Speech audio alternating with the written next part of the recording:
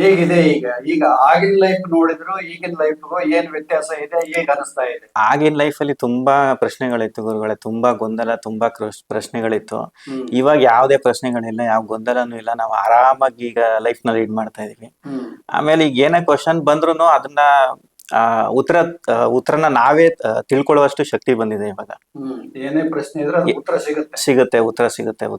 ಆ ತರದ್ದೇನು ತೊಂದರೆ ಇಲ್ಲ ಇವಾಗ. ಮುಂಚೆ ಅಂದ್ರೆ ಗೊಂದಲ.